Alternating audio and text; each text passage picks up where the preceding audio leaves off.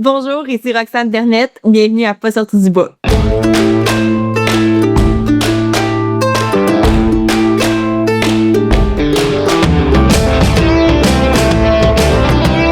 Entre elles, on se jase. Entre elles, on se rencontre. Entre elles, on existe.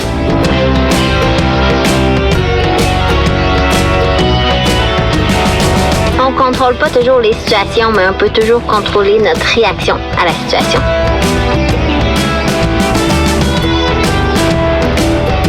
Si tu commences à te sentir bien courir un ultramarathon, fais-toi-en pas, ça va passer.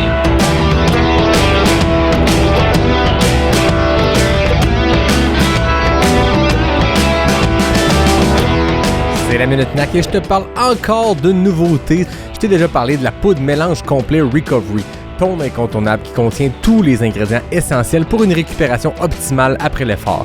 Mais là, NAC lance les poudres mélange complet Recovery en format sachet individuel. Puis c'est disponible en 3 saveurs, mangue et noix de coco, chocolat noisette et vanille chai. On termine pas toujours nos gros efforts à la maison, fait que c'est embêtant de traîner son gros sac de 600 grammes dans sa veste. NAC répond encore une fois à un besoin et crée des sachets individuels. Tu verses ça dans 500 ml d'eau, puis le tour est joué. Ça te donne 40 g de glucides, 10 g de protéines, 1800 mg de BCAA et 400 mg de sodium en route vers une recharge d'énergie, une reconstruction des muscles et une réhydratation efficace. Pour commander, rends-toi sur le nac.com, remplis ton panier et utilise le code promo Pas sorti du bois pour avoir 15% de rabais. PASSORTIDUBOIS.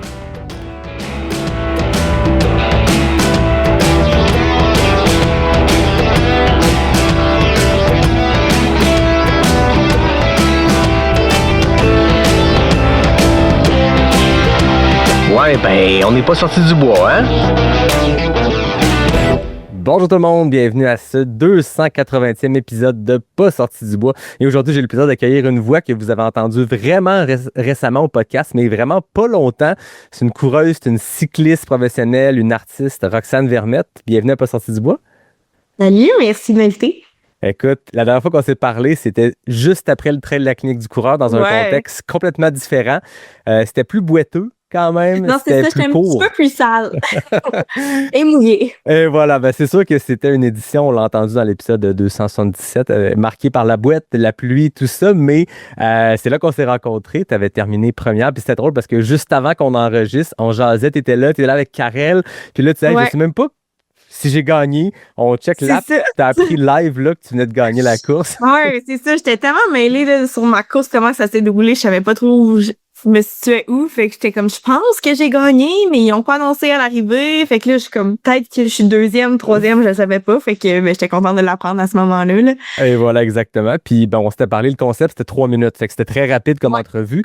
Là, on est dans un mode complètement différent, format un peu plus long. Dès qu'on a terminé cette entrevue-là, je me suis dit, ça serait cool de jaser plus longuement parce que, oui, t'es coureuse, puis j'ai compris que c'est ta première saison officielle de trail cette année, mais t'as un background, de ski de fond, de vélo de montagne, des sports que j'ai abordés ici et là, mais j'ai jamais eu l'occasion d'aborder notamment le vélo de montagne en profondeur. Puis t'as un gros parcours là-dedans, fait que ça va être intéressant. T'es aussi artiste, je trouvais ça cool. J'avais vu ce que tu faisais, mais là, hier, je me préparais pour l'entrevue, je suis allé voir, je me suis dit, OK, c'est vraiment beau, c'est vraiment trippant. Puis j'ai pas eu d'artiste d'art visuel, j'ai eu Johan Rock, Anne Genet qui sont des auteurs, mais là, vraiment, un artiste d'art visuel, c'est la première fois au podcast, fait que plein de premières aujourd'hui. Ça va être très, très cool. Merci d'être là. Merci à toi. Première question, toujours la même. Qu'est-ce que tu bois? Du jus de canneberge. J'adore. Vraiment. C'est classique. Je pourrais pas dire classique, là, mais... faut dire qu'on est en plein milieu de la journée. Fait que ça serait embêtant d'être sur la grosse IPA comme parfois d'autres épisodes. Oh! Écoute, je serais pas contre, là, c'est assez genre, mais je reviens d'une petite course, fait que je te dirais que l'IPA, ça me rend endormie plus que d'autres choses. Ouais, c'est ça. Puis c'est pas ça l'objectif aujourd'hui, donc c'est parfait. Moi, de mon côté, j'ai un café parce que je bois du café après-midi, matin, pas mal n'importe quand, mais en fait, ça me permet de plugger une belle nouveauté parce que l'année passée, on a lancé avec Café Charlevoix un café pas sorti du bois qui était une torréfaction foncée. Je l'avais expliqué au podcast. Au début, il m'envoie plein d'échantillons puis il dit, choisis là-dedans celui qui ferait s'appelait Le café pas sorti du bois. Puis là, je me dis, moi, j'aime ça comme super méga corsé. Je le prends en presse française pour qu'il goûte le plus fort possible. Puis je me disais, ça peut pas être ça. Faut choisir de quoi d'un peu plus mainstream. Puis là, j'en essayais plein. Puis je me dis, ouais, mais je les aime, mais je les aime. Tu sais, c'est pas mon café idéal. Je me dis, un café pas sorti du bois, je suis tout seul dans cette aventure-là. Pourquoi ne pas le faire? Fait que c'était un trait corsé, mais on m'a dit qu'il passait bien. Fait que, écoute, je vais l'essayer parce que moi, une autre de mes vies, c'est je suis barista. Fait que oui, c'est ça. Fan de café. Fait que m'a même mettre ça dans ma liste de cafés essayés. Excellent. Puis là, en fait, on vient de ressortir une deuxième, c'est pas une deuxième édition parce que c'est le même café, mais Café Charlevoix a changé son branding. Café Charlevoix a changé son image. Donc, on sort une deuxième édition de ce café-là. Puis, il est disponible dès maintenant avec un nouveau sac, nouveau visuel sur le site de Café Charlevoix qui est cafécharlevoix.ca. Voilà, je le lis juste pour être sûr de dire la bonne chose. Mais là, la grosse différence avec l'année passée, c'est que non seulement on le lance puis il est disponible pour commande partout au Québec, au Canada, mais il y a un code promo, il y a un rabais de 20%. Donc, j'upstage ton intro d'épisode, Roxane, pour plugger ça, mais je me dis, t'es une barista, tu vas comprendre. Non, c'est ça, je comprends absolument. Écoute, mon café, il était le prix il y a 30 minutes, là, fait que... C'est excellent. Fait que le code promo, c'est le même que vous êtes habitués, les gens qui écoutent, que sur NAC ou les autres. Donc, c'est pas sorti du bois. En un mot, PASSORTIDBOIS. 20% de rabais sur le café pas sorti du bois de Café Charlevoix. Merci à Jérôme, à Antoine, alias Slim Tony, qui lui aussi a une vie parallèle d'artiste. C'est un gars que j'ai connu au FEC quand je travaillais là-bas, qui fait du hip-hop, qui maintenant travaille pour Café Charlevoix. Donc, tout est dans tout. Quelle vie! Les J'adore. contacts se font comme ça. Donc, Slim Tony et Jérôme, je les remercie, la gang de Café Charlevoix. Puis, je te dis, cheers! Jus de canneberge et café. Ouais, c'est ça. Et voilà, donc la plug est faite. On peut maintenant se concentrer sur ton parcours, ton histoire, parce que je pense qu'on pourrait partir dans plein de directions, puis c'est ce qui va être intéressant aujourd'hui. Mais je le disais, le trail, oui, c'est récent, t'en as fait dans les dernières années, mais le vélo a été ton sport longtemps. Parle-nous de ces débuts-là en sport. Je disais dans un article, vélo de montagne, ça a commencé à l'âge de 4 ans. Ben, pas mal. Dans le fond, mes deux parents sont vraiment fans de plein air. Ils ont une boutique de plein air quand j'étais toute petite. Fait que j'ai vraiment grandi là-dedans. Puis j'habite au Mont-Saint-Anne. Fait que c'est comme naturel quand t'habites au Mont-Saint-Anne. T'es à même pas 50 mètres des sentiers. Fait que tu grandis là-dedans puis ça va de soi, là. C'est même pas une question. C'est ton terrain de jeu. Fait que c'est ça, j'ai fait vraiment beaucoup de ski de fond quand j'étais jeune. Encore là, j'habite au Mont-Saint-Anne, fait que c'était d'une évidence. Puis de vélo de montagne, mon père a été aussi athlète professionnel, donc j'ai un peu suivi ses traces. Puis j'ai évolué dans le club régional au Mont-Saint-Anne. Puis de fil en aiguille, ben j'ai comme gravi les échelons. Puis moi, c'était vraiment entraînement, c'était ça que j'aimais le plus, là, puis les compétitions, fait que ça grandit de même le rêve, puis c'est sûr que j'avais le rêve des Olympiques, tout ça, fait que ça s'est fait, j'ai fait tranquillement mon choix là, du ski de fond au vélo, puis je me suis vraiment concentrée là-dedans là, pendant 10-15 années. Là. Fait que tu as pu faire les deux sports à un niveau compétitif en parallèle pendant un certain temps? Oui, c'est ça. Fait que dans le fond, jusqu'à mes 18 ans à peu près, j'ai fait les deux sports. Fait que je pense qu'à 18 ans, justement, l'année où j'ai fait ma décision, j'étais championne canadienne dans les deux sports. Puis là, il fallait que je prenne une décision. Fait que là, j'étais comme, OK, bon, c'est pas que je suis vraiment meilleure dans un. Fait que là, comment que je prends ma décision? Fait que là, ça a été vraiment comme une liste de pour et contre, là, de qu'est-ce que je veux, qu'est-ce qui m'attire plus. Puis à ce moment-là, ben, je me voyais vraiment plus avoir une carrière en vélo de montagne. Fait que j'avais pris cette décision-là, puis j'y trouvais plus de plaisir à m'entraîner seule en vélo de montagne. Fait que j'étais comme, bon, ben, peu importe ce qui arrive, je sais que je vais avoir du plaisir au quotidien, je le crois plus, en faisant du vélo de montagne. Fait que c'est ça qui m'a enligné vers ce sport-là. Mais je suppose que pendant un temps, c'est deux sports qui se combinent bien, on s'entend, là, un l'été, un puis pas les aptitudes de l'un nourrissent l'autre, mais je suppose que quand tu as un niveau de championnat canadien, de Coupe du Monde, de vouloir se professionnaliser, je suppose que c'est deux sports qu'il faut que dans la basse saison, donc en ski de fond, quand tu es rendu à l'été, faut pas que tu sois en train de faire du mountain bike, faut que tu sois en train de travailler du spécifique. Là. C'est ça, puis dans le fond, tu sais, pendant longtemps, j'ai combiné les deux vraiment à niveau égal, équivalent, là. Tu sais, l'hiver, je faisais vraiment du ski de fond, puis l'été, j'ai changé au vélo de montagne. Jusqu'après, à mes 18 ans, justement. Mais là, à ce moment-là, dans le fond, je pouvais pas avoir un carding dans les deux sports. Fait que c'était surtout ça qui a motivé ma décision. Mais même après ces décisions-là, tu sais, j'ai continué l'hiver à faire du ski de fond toute ma carrière, là. Toute ma carrière, c'était mon entraînement, moi, l'hiver, c'était vraiment beaucoup de ski de fond, même la course à pied un peu, du gym. Puis, tu sais, je faisais du vélo à l'intérieur, évidemment, pour comme tout ce qui était plus spécifique, mais sinon, la majorité de mon volume se faisait en ski de fond. Puis pour moi, c'était important parce que j'aimais vraiment ça, avoir cette coupure-là. Tu sais, je trouve on a la chance d'habiter dans un endroit qui a les 4 saisons, puis je voulais en profiter. Tu sais, je voulais pas juste m'enfermer chez nous. C'est sûr que, tu sais, l'hiver, je partais souvent là, pour aller en Espagne, en Californie, faire des camps de vélo de route ou, tu sais, même en Colombie-Britannique, faire plus du vélo de montagne. Parce que le spécifique en vélo de montagne, c'est quand même pas négligeable, là. Fait que j'avais pas le choix jusqu'à un certain point. C'est sûr que pas le choix d'aller en Espagne, je veux dire, c'est quand même un privilège. mais j'ai vraiment aimé garder les deux. Puis pour moi, c'était vraiment important d'être multisport, là, puis pas juste de vivre que d'un, puis de tunnel vision, vélo de montagne, et je ne mange que ça, là. Genre, j'ai tout le temps aimé faire de tout, là. Puis habitant Mont-Saint-Anne, c'était difficile de faire que du vélo, là. C'est clair, puis on s'entend que le ski de fond, même quand c'est pas dans une optique de compétition, mais ça reste, mon impression, le meilleur sport pour faire des gains cardiovasculaires sans impact. Tu sais, la course, on s'entend, tu la pratiques en ce moment beaucoup, mais c'est un sport où, oui, on peut se pousser dans les intervalles en côte puis se torcher, mais ça vient avec des impacts. Une sortie d'intervalle d'1 heure, normalement, tu es supposé le sentir un peu après ou le lendemain. Non, c'est ça. Ce qu'ils font, bon, tu le sens de d'autres façons, ça a d'autres impacts, je suppose, mais ça reste que faire des intervalles en ski de fond ou juste faire une sortie puis essayer de se pousser un peu, j'ai l'impression que c'est le sport parfait pour combiner à d'autres, que ce soit le vélo de montagne ou la course. C'est super versatile, ouais. Mais moi, ce que j'aimais du ski de fond, c'est que c'était vraiment complet. Tu sais, tu travailles vraiment toutes les parties de ton corps, autant musculairement, puis tu sais, t'es capable d'aller vraiment donner un effort cardio super complet. Puis je trouvais ça se combinait super bien à mes entraînements en vélo de montagne. Tu sais, souvent, je faisais mes longues sorties d'endurance, puis je faisais un petit peu d'intensité, puis surtout plus du tempo là, en ski de fond. Puis j'avais comme un gros bassin social aussi en ski de fond, fait que ça me permettait de voir mes amis en faisant du sport parce qu'ils ne veulent pas faire du Swift à l'intérieur. Je voyais moins de monde. Il y avait moyen, là, mais c'était un petit peu plus solitaire. Puis quand il fut un temps où je faisais comme des 3 heures sur Zwift, 4 heures.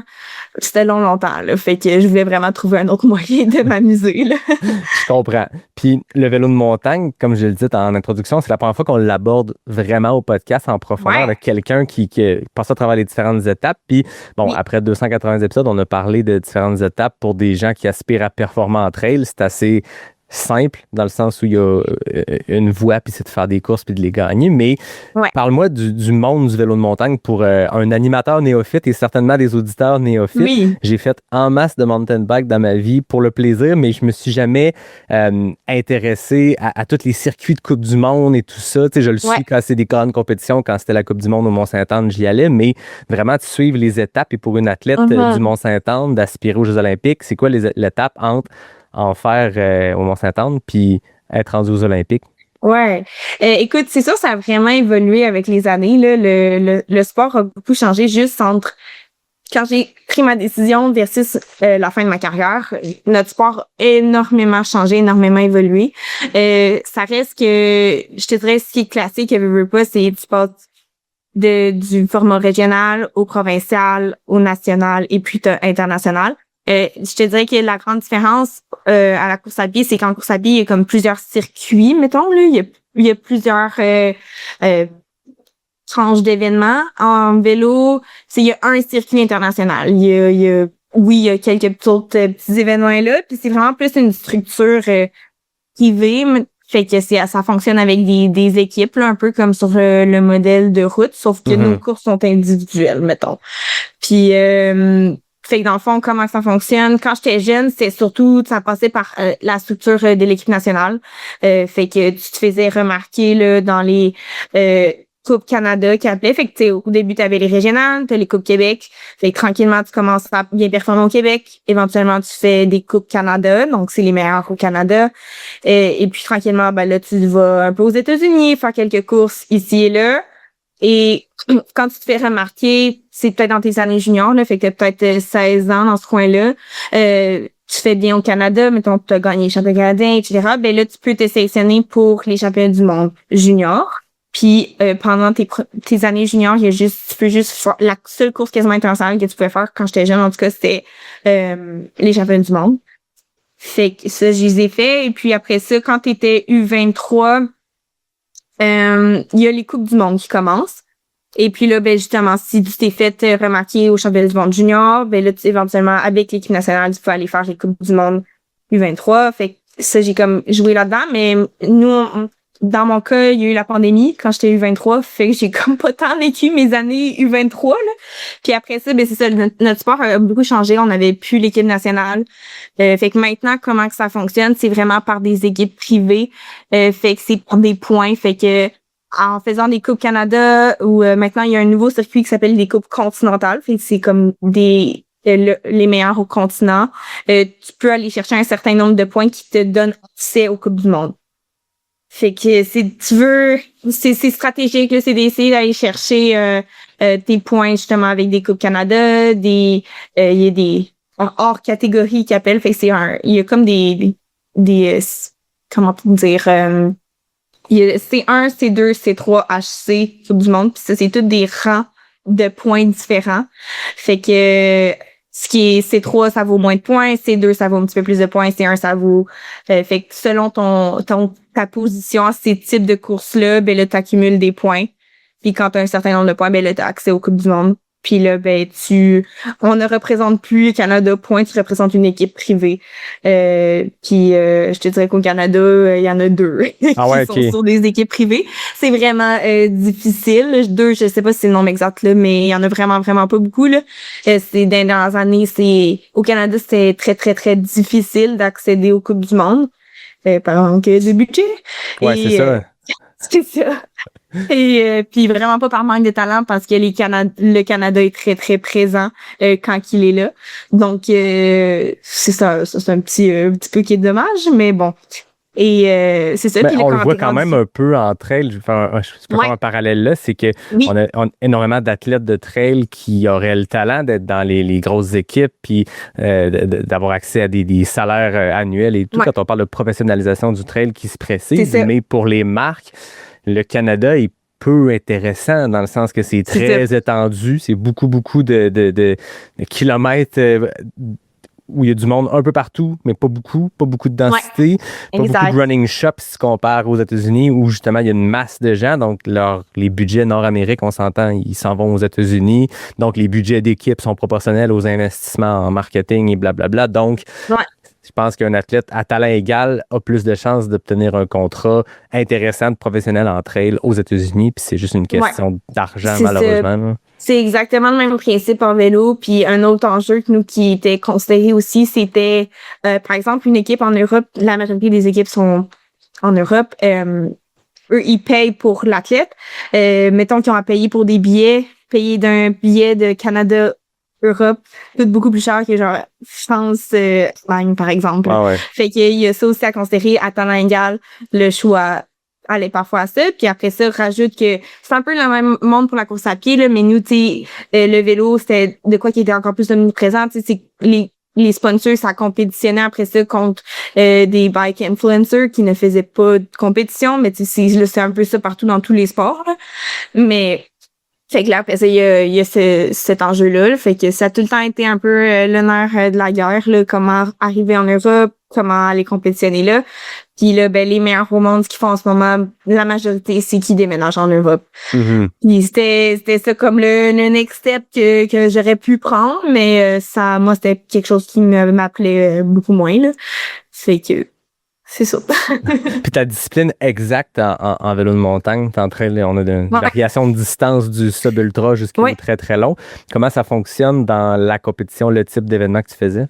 Ouais, dans le fond, moi, c'est du vélo montagne cross-country. Fait que c'est ce qui est présent aux Olympiques, là. Fait que quand on voit du vélo montagne, c'est vraiment cross-country, XCO, cross-country olympique. En vélo montagne, il y a plein d'autres épreuves, là. Il y a la descente, qu'est-ce qu'il y a d'autre? J'ai comme un bug. Enduro. Ouais. Mais moi, c'était vraiment le cross-country. Pour ceux qui savent pas, le cross-country, c'est vraiment ça monte et ça descend. Puis on est chronométré sur toutes ces sections-là. C'est une course qui est entre 1 heure et 1 heure et demie. Quand que j'ai commencé, c'était vraiment plus autour d'1 heure et demie. Maintenant, c'est de plus en plus autour de 1 heure. Fait que c'est 1 heure où tu fais peut-être 6-7 tours d'un parcours.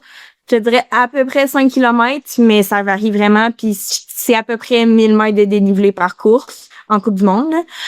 Puis c'est un parcours qui est technique, fait que t'as des features, t'as des drops, t'as des doubles sauts, t'as de la racine, de moins en moins, mais théoriquement c'est ça. Ça dépend des parcours. Là, si on parle, mettons, du parcours de la Coupe du Monde au Mont-Saint-Anne, qu'on avait la chance d'avoir, c'est un parcours qui était très technique, donc qui montait beaucoup. Mais qui avait aussi des beaux passages techniques là, en descendant. Là. Fait on avait des beaux rock garden. Fait qu'on avait beaucoup des passages avec des roches très naturelles. C'était vraiment un parcours qui était énormément apprécié par les coureurs. Là. Le Mont-Saint-Anne, je pense que nous, on le connaît pour le trail, qui en ce moment devient une genre de mec du trail avec le QMT et le défi des couleurs qui accueille à peu près toutes les compétitions internationales. C'est ça. Mais en vélo de montagne, le Mont-Saint-Anne, c'est à l'échelle nationale, internationale, c'est reconnu. Là. Ah oui, puis le Mont-Saint-Anne, c'est là que les Coupes du Monde ont débuté avec Gestev. Mon père a fait ses premières Coupes du Monde dans les années 90 au Mont-Saint-Anne. Je pense qu'ils fêtaient leur 30e l'année dernière. Donc, ça fait longtemps, puis année après année, à chaque fois il y a l'événement, tout le monde, c'est unanime, tous les coureurs, c'est leur endroit préféré par la foule québécoise qui est juste incroyable, Ouais, pour de vrai. 70 000 personnes qui visitent l'événement. Oui, au-delà du nombre de personnes, c'est l'ambiance. Les Québécois, tu sais, j'en ai vécu quand même plusieurs foules à travers le monde, puis les Québécois savent festoyer sans que ça devienne dégueu, mettons. Fait que c'est vraiment une ambiance qui est le fun, puis ils sont là pour les coureurs, tu sais. J'ai jamais eu autant mal aux oreilles. C'est sûr que je suis chez moi, là. Fait que ça, c'est encore plus intense à cause de ça, là. Mais, tu sais, dans une course que tes oreilles, ils bourdonnent parce qu'il y a tellement de monde, puis, tu sais, c'est vraiment une ambiance, là, incroyable. Puis, tu sais, l'événement, il est pas juste la course, là. Tu sais, il y avait les parties le soir, puis, tu sais, c'était fou, là. C'était vraiment apprécié de tout le monde. Fait que c'est ça, c'est vraiment reconnu. Puis, la qualité des parcours aussi était reconnue. Tu sais, c'était pas juste l'ambiance, l'événement, tout ce qu'il avait réussi à construire autour, c'était vraiment le parcours en soi qui était mythique. Il y avait des passes que année après année le monde en reparlait, puis était comme cette passe là, puis c'était tous les parcours étaient comparables à celui du Mont-Saint-Anne là, tu faisais mais il est moins le fun que le Mont-Saint-Anne. C'est comme à peu près tout le temps des trucs comme ça qui revenaient là, fait que c'était vraiment chouette là. Puis sans entrer dans le politique derrière tout ça, mais dans la communauté de vélo de montagne, ça a dû être un coup dur quand même quand la Coupe du Monde a arrêté de venir au Mont-Saint-Anne. En fait, ça a été on sait l'année passée, la Coupe du Monde qui était passée entre les mains de Warner Brothers, qui est une compagnie internationale de films et d'événements et tout ça. Accessoirement, sont aussi affiliés à la Golden Trail qui revient au Québec. Ouais, ok, je savais même pas. C'est eux qui gèrent, je pense, c'est la diffusion de la Golden Trail en trail, mais eux, c'était une décision qu'on a compris qui était purement monétaire, mais je pense que ça a été un coup dur pour la communauté. Hein. Oui, vraiment, tu sais, de perdre la Coupe du Monde au Mont-Saint-Anne, ça a été un coup dur parce qu'on savait pas s'il allait y avoir d'autres événements. Tu sais, là, au moins, on a appris qu'il y avait à avoir le Crankworks. Fait qu'on sait que c'est pas comme la fin des événements de vélo au Mont-Saint-Anne. Fait que déjà, ça, c'est comme un petit bombe. Mais, tu sais, c'est quand même fou de dire, ça fait 30 ans qu'on a la Coupe du Monde au Mont-Saint-Anne. On sait que c'est un événement qui fonctionne année après année. Tu sais, il y a tout le temps plus grande foule pis tout ça. Puis là, se dire, on n'a plus la Coupe du Monde. C'est pas parce qu'il y a plus d'intérêt, tu sais, c'est une question monétaire, tu sais, c'était le producteur demandait tellement, qui est Warner Brothers, demandait tellement d'argent que c'était plus rentable pour notre communauté.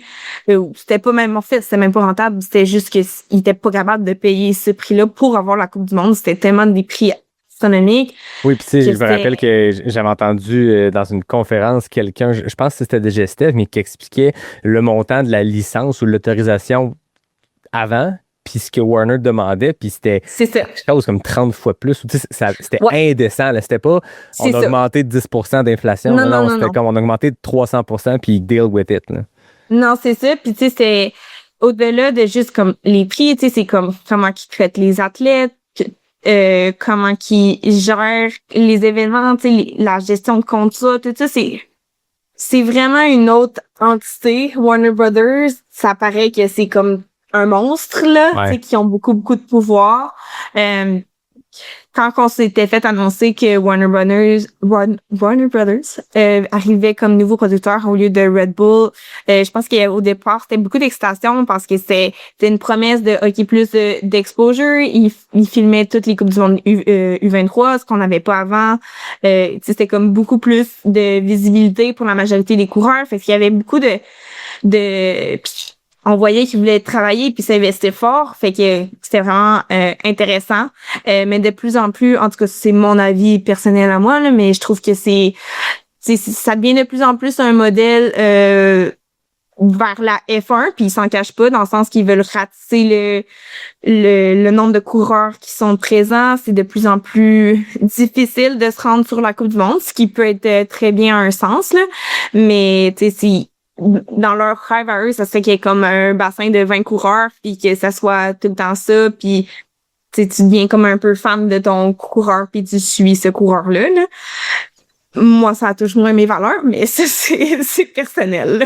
Ouais, ben, on le voit malheureusement ou heureusement pour certains, mais on le voit quand même dans des sports qui gagnent en popularité. Encore là, je vais faire un parallèle. Puis je pense que c'est une discussion qu'on va avoir souvent, le parallèle, parce que là, tu vis le trail moi, aussi. Mais j'entends beaucoup parler par les gens de vélo qu'il y a un peu cette relation-là, vélo de route, vélo de montagne versus course-route, course-montagne. On peut sentir les mêmes vibes, mais dans la professionnalisation qui se passe en ce moment, le gain en popularité, on voit des modèles comme l'UTMB s'affilier avec Ironman, puis qu'on voit de plus en plus de nomenclature, de processus, de façon de faire inspiré du triathlon, du Ironman. Ouais. Puis je pense que c'est un peu ça que tu sembles décrire aussi quand on regarde un sport qui est au top, en l'occurrence ici la F1, puis on tente de copier le modèle pour l'amener là, mais c'est peut-être un peu sortir, essayer de faire rentrer un rond dans un carré ou essayer de dénaturer un sport qui est arrivé à un immense gain de popularité d'une façon, parce qu'il était comme ça, parce que les valeurs étaient X, Y, Z. Là. Ouais. Mais c'est ça, puis moi, ce que je trouve fou, c'est que je pense à l'avènement du vélo de montagne quand mon père a commencé. Lui, ses courses, c'était complètement l'opposé. C'était des courses de 2h20. C'était une grosse boucle. Tu sais, il faisait pas comme 5-6 tours. Fait qu'on on les voyait pas. Il était parti loin dans le bois. Tu sais, c'était vraiment un autre sport complètement, là. Tu sais, fait que moi, quand je grandissais, ma vision du vélo de montagne, c'était pas ce que j'ai fait dans les dernières années. Là. C'était vraiment complètement un autre sport. J'ai appris à l'aimer autrement. Là. Je veux dire, ça reste que j'ai aimé mes années de compétition, mais c'était vraiment plus ce que le vélo de montagne était à l'origine. Là. Fait que c'est quand même fou de voir l'évolution du sport comme ça, là, puis de pourquoi ça va dans ces changements-là. Tu sais, je pense que ça se veut d'un bien. Il y a certains avantages à ça, mais c'est pour certains puis moins pour d'autres. Ouais, c'est ça. À quel moment dans ton parcours t'as décidé de mettre fin à cette carrière-là ou en tout cas à ce niveau-là de Coupe du Monde? Ben c'est vraiment très très récent en fait. Ça date ma décision officielle, c'était vraiment à l'automne dernier. Puis écoute, ça a quand même été une décision assez difficile. Là. J'étais vraiment pas convaincue que c'était ça le move à faire. Dans le sens que j'avais une de mes meilleures saisons à vie, ça allait super bien.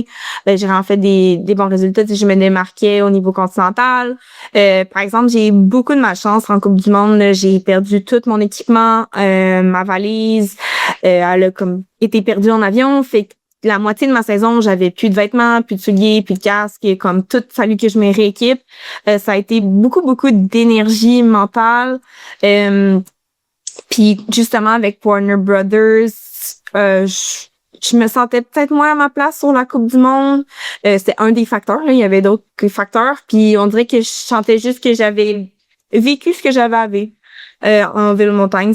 J'adorais mon sport, puis m'entraîner, mais j'avais moins de plaisir dans la course. C'est pas que j'aimais plus ça pantoute, mais j'étais comme, je fais tout ce travail-là pourquoi finalement? Mhm. Fait que c'est un peu ça la question que j'avais, puis c'est ça, fait que j'ai comme à la fin de ma saison, puis j'étais comme, je pense que j'ai envie de vivre d'autres choses. J'ai envie de m'entraîner fort puis de me sentir en forme encore, mais la trail, ça faisait longtemps que ça m'attirait, vraiment longtemps, puis tu sais, j'en faisais un peu en entraînement et tout, mais j'étais comme, j'ai envie de voir un peu plus ce que je vaux là-dedans. Fait que c'est surtout ça qui a motivé ma décision. Là, j'avais envie de vivre d'autres expériences. Ça faisait quand même à peu près 10 ans que je faisais le circuit de la Coupe du Monde. Là, fait que tu sais, c'est pas tout le temps la même affaire, là, mais je savais que si je voulais prendre le next step dans ma carrière de vélo, il fallait justement que je fasse des gros moves comme déménager en Europe ou tu sais, il aurait fallu que j'arrête l'école ou d'autres choses comme ça. Fait que là, j'étais pas prête à faire ces moves-là ou c'était pas ce qui ça me correspondait moins, je pense là. Fait que c'est surtout ça qui a motivé ma décision là. Tu le disais tantôt, jusqu'à l'âge de 18 ans, tu avais une combinaison de sport, là, veux pas. Ouais. Quand tu as décidé de je me dédie au vélo, je suppose que là, tous les efforts sont dans une seule direction, même si tu peux faire d'autres sports, ça reste qu'il y en a un qui prime sur les autres.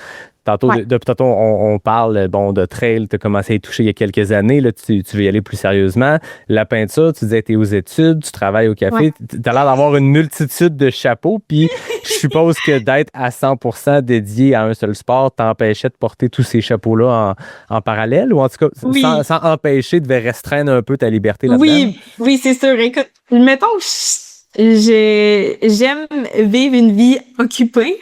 J'ai un bon talent pour me péter une journée, mettons, là. Fait que j'aime ça vivre plusieurs vies, mais c'est sûr que ça avait ses limites. Ça faisait des...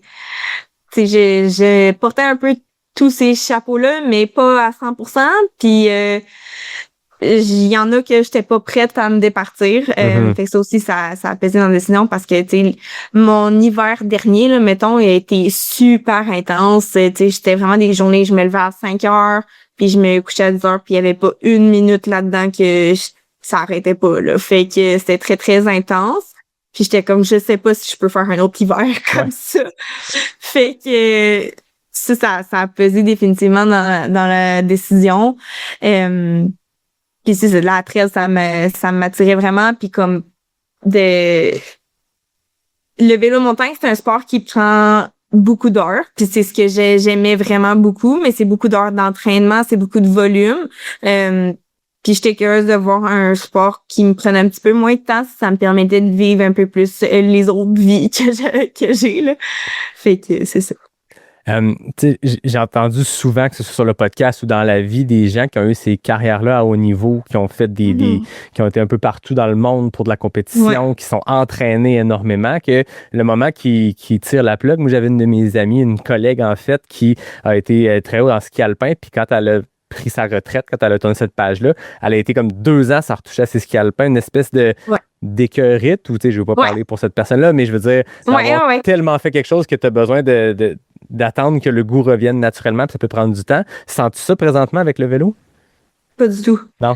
Je pense pour ça que j'étais comme, mais pourquoi j'arrête, tu sais, parce que j'étais comme, j'aime tellement m'entraîner. J'ai beaucoup d'amis aussi qui l'ont vécu. Je pense que justement, d'avoir tout le long de ma carrière fait différentes choses, autant dans le sport que dans ma vie en général, c'est de quoi qui m'a vraiment aidé dans ma longévité en tant qu'athlète, là, dans le sens que toute ma carrière, j'ai pratiqué du ski de fond, justement de la course à pied. Je me suis jamais empêchée de vivre ces expériences-là différemment. Tu sais, évidemment, j'étais consciente de la spécificité de mon sport, mais quand je pratiquais ces sports-là, je les faisais pour le vélo. Fait que, tu sais, si je faisais un entraînement de volume, je le faisais en conséquence pour le vélo. Puis c'était tout en ça. Puis avec la manière que je travaillais avec mon entraîneur les dernières années, c'était très, très intuitif. Fait que comment qu'on fonctionnait, je te donne un exemple. Mettons que j'avais une semaine de volume. Il me donnait une semaine de, je sais pas, de 20-25 heures. J'avais des entraînements clés dans ma semaine, tu sais, d'intervalle. Mais tout ce qui était volume, aérobie, je le plaçais comme je voulais dans ma semaine. Fait que si je me réveillais telle journée, j'évaluais comment je me sentais sur une échelle de 1 à 10, puis j'étais comme, OK, ben aujourd'hui, est-ce que je fais des intervalles ou est-ce que je fais du volume? Ou est-ce que je prends une journée off? Ou est-ce que je fais juste une petite spin? J'évaluais ça, fait que c'était très intuitif. J'étais comme, hey, aujourd'hui, j'ai une amie qui m'écrit puis elle veut qu'on aille courir. Ben, dans ma semaine, je peux faire ma journée d'aérobie aujourd'hui, de volume, tu sais. Puis je le plaçais comme ça, fait que ça faisait que je m'écœurais vraiment moins parce que je m'écoutais au jour le jour de comme qu'est-ce que j'ai envie de faire, qu'est-ce qui me fait que ça c'est de quoi qui m'a fait un bien extrême. Tu sais, j'avais pas une rigidité de comme OK, aujourd'hui, mardi, il faut que je fasse 2h30 de vélo, puis là j'ai telle chose à faire dans mon entraînement. Puis après ça, j'ai un autre training à telle heure à faire. C'était moins grugeant. Puis c'était vraiment plus comme hey, qu'est-ce que j'ai envie de faire? Qu'est-ce qui me ferait plaisir aujourd'hui? Comment que je me sens? Puis je pense que je veux pas, ça m'aider aussi à avoir une meilleure qualité d'entraînement. Puis c'est ça. Fait que je pense que ça, c'est quelque chose qui a aidé. Mais aussi à l'inverse, c'est quand que moi j'ai pris ma décision, j'ai eu aussi cette j'étais pas capable de me dire je fais rien. Puis c'est un peu faire ça qui est pour ça que je me suis tournée vers la trail, d'avoir un autre objectif. Parce que moi, c'était surtout ça qui a été challengeant, c'est de plus avoir cette motivation-là de ben, j'ai envie de bouger, j'ai envie de faire ça, mais de plus avoir ce gros objectif-là ultime, j'étais comme et on dirait qu'il me manquait de quoi. Puis tu sais, c'était pas quoi que j'étais capable d'aller chercher à l'école ou dans ma job. Fait que il y avait ça aussi, là. C'était comme un peu à l'inverse. Ben, j'ai l'impression à t'écouter, je sais pas si c'est de la psychologie à Saint-Saëns, mais je pense que, tu sais, l'adolescence, c'est le moment qu'on se définit comme être humain, qu'on devient un peu la version qu'on est à l'âge adulte, qu'on se forme, qu'on se forge comme notre façon d'être. Puis, tu as vécu, de ce que j'entends, une adolescence, justement, dans la compétition avec des objectifs. Donc, ça faisait partie intrinsèque de toi. Ah, c'est très identitaire. Quand il n'y a plus la compétition de vélo, il y a quelque chose à aller combler. Puis comme tu dis, c'est pas l'école ou autre qui va venir combler ça. Là. Ben, je pense que pour certains, ça peut, mais comme dans mon cas, c'était très flou, là, qu'est-ce que je veux, tu sais, encore là, aujourd'hui, qu'est-ce que je veux faire exactement, tout ça, tu sais, j'avais déjà tellement d'autres questions que j'étais comme, bah, c'était pas de quoi qui venait me driver tant que ça, tu sais, puis autant j'aime ma job que c'était pas ce qui je sais pas, ce qui m'amène, qui me réveille au quotidien, mettons, là. Fait que, c'est ça. C'est sûr que comme peintre, c'est difficile de comme compétitionner puis de se dire, je vais peinturer plus vite que l'autre peintre. Ça marche pas de même, je pense. Hein, ouais, plus difficile. C'est ça fonctionne différemment, là, les objectifs, là. Puis, tu sais, peindre, c'est vraiment un autre beat de vie complètement. Ouais, c'est ça. C'est assez isolant aussi, là. Fait que c'est vraiment un autre environnement complètement, là. Je le vis très différemment. Mais d'un côté, c'est ça que j'aimais de l'équilibre de l'art avec le sport quand je les vivais les deux, là. Ouais, j'ai envie qu'on parle de ça, mais j'ai pas fini sur le dossier vélo de montagne parce que il y a d'autres questions qui viennent, mais je me disais, tu le disais, ton père a été professionnel dans ce sport-là, il est un des pionniers, je lisais, qu'il y a de ces scores de Coupe du Monde qui ont jamais été battus par d'autres Canadiens, c'est quelqu'un qui était important dans le sport comme toi tu l'as été. D'avoir un père qui a vécu ces étapes-là, qui a probablement lui aussi à un moment donné pris une retraite, est-ce que c'était pratique d'avoir dans la famille directe ce conseiller-là qui peut t'amener à naviguer dans ces décisions-là à prendre dans le même sport, dans un contexte compétitif de vie professionnelle qui est similaire? Oui, vraiment, vraiment. Ça a été très utile au début de ma carrière, puis je te dirais vers la fin de ma carrière. Au début, parce que tu vis tellement de nouveautés, puis tu expérimentes plein de choses, comme comment m'échauffer, comment bien manger, tu sais, juste des habitudes de vie de base qui m'ont été appris ou inconsciemment, là, tu sais, comment bien manger. Tu sais, j'ai jamais tant eu à me poser la question parce que mes parents, ils m'ont toujours initié à amener une collation avec moi quand je m'entraînais, tout le temps avoir de l'eau. Tu sais, c'est des choses que j'ai pas trop à me questionner. Puis ça, c'est un énorme privilège que j'ai pu avoir mon père ou ma mère comme modèle, puis de juste, c'était des questions que j'ai même pas eu à trop réfléchir, puis je le faisais déjà naturellement à cause de ça. Fait que ça s'est super bien fait. Puis tu sais, dès que toute ma carrière, dès que j'avais des questionnements un peu sur mon entraînement, qu'est-ce que je devrais faire aujourd'hui? Tu sais, j'étais un peu fatiguée, mais je sais pas trop si je devrais prendre repos. Est-ce qu'il faut juste que c'est juste mental? Puis tu sais, des fois, t'as des petites hésitations de même, mais tout de suite, j'ai appelé mon père, puis j'étais comme, qu'est-ce que tu ferais, toi? Ouais. Il dit, c'était tout le temps genre, tu sais, je le savais, la décision au fond de moi, là, mais comme, juste d'en jaser avec lui, c'était vraiment précieux. Puis, je te dirais, à la fin de ma carrière, ça a été aussi, une grande aide parce que il avait déjà vécu ce dilemme-là. Est-ce que je devrais arrêter? Est-ce que je devrais continuer? Tu sais, je pense que les deux, on l'a fait un peu pour des raisons différentes, mais d'avoir cette personne-là, un confident, parce qu'au début, tu sais, je voulais pas en parler trop à personne, comme que j'étais pas certaine si je voulais faire une autre année, tout ça. Fait que d'avoir mon père qui comprenait exactement comment je me sentais, parce que c'était très émotionnel, émotionnel, je sais pas trop. Mais tu sais, c'était quand même assez difficile comme décision à prendre. Fait que vraiment de pouvoir me confier à lui puis de pouvoir réfléchir ensemble à c'était quoi la prochaine étape. C'était vraiment un privilège là, d'avoir ça. Là.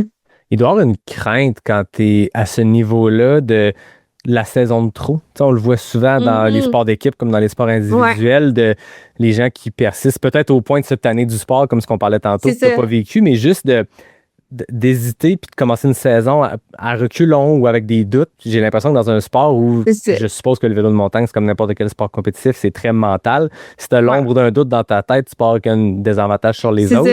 Il doit y avoir cette crainte-là.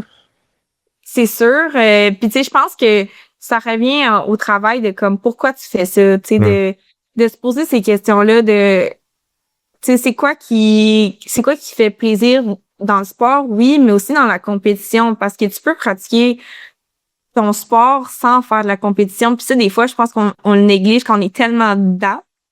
T'es comme, je peux continuer à faire du vélo, là, c'est pas parce que je fais pas de la compétition que je peux plus en faire puis que je suis plus une athlète ou que j'ai plus cette valeur-là, tu sais. Puis je pense que pendant un bout, moi, je le voyais de même, là, j'étais comme, tu sais, c'était noir et blanc, là, tu sais, il y avait pas de zone grise, puis c'était, ben, si je fais plus la Coupe du Monde, je fais plus rien, là, mais tu sais, c'est pas ça, là.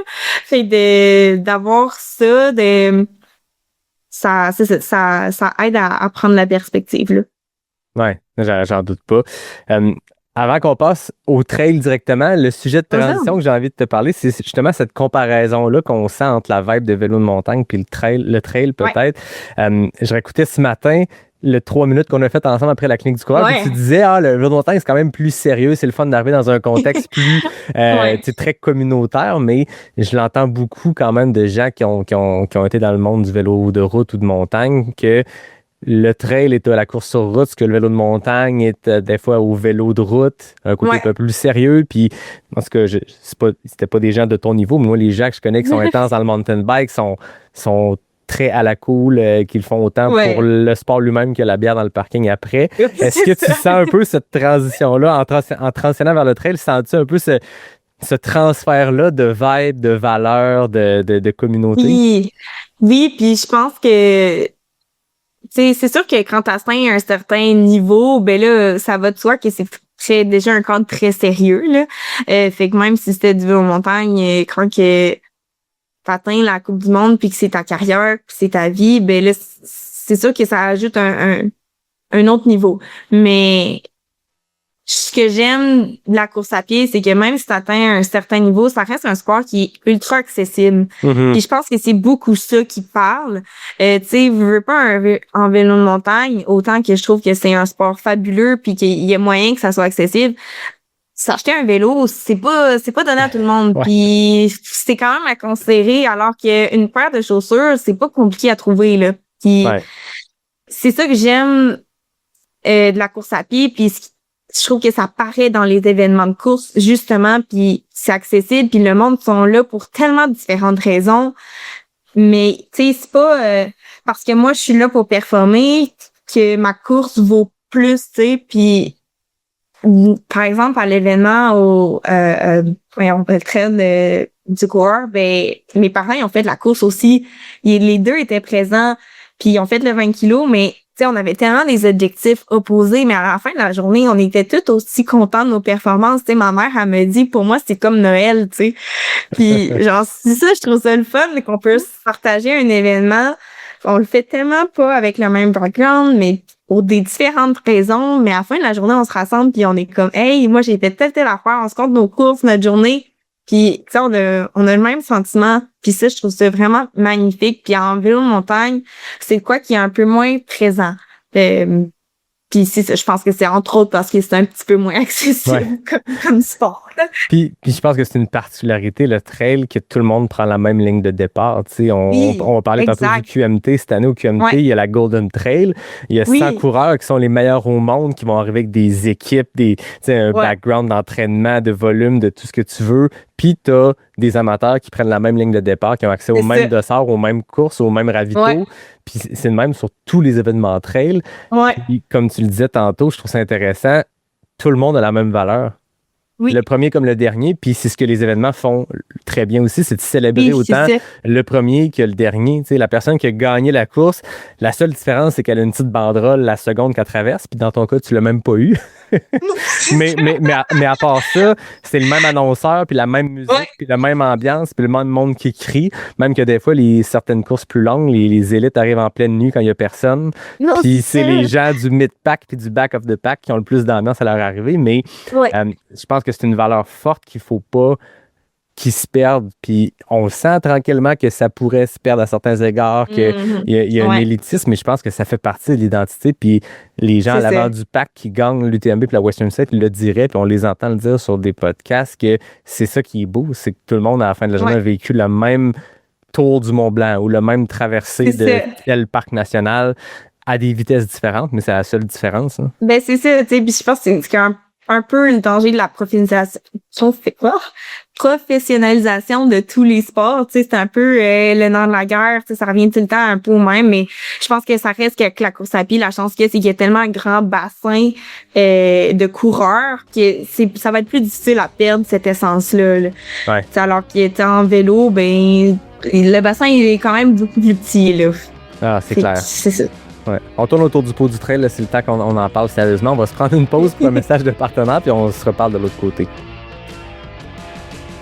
Aujourd'hui, mon invité, c'est une athlète multisport. Fait que pour une fois, je vais prendre une petite pause de vous parler exclusivement de trail et des milliers de chaussures disponibles chez Altitude Sport.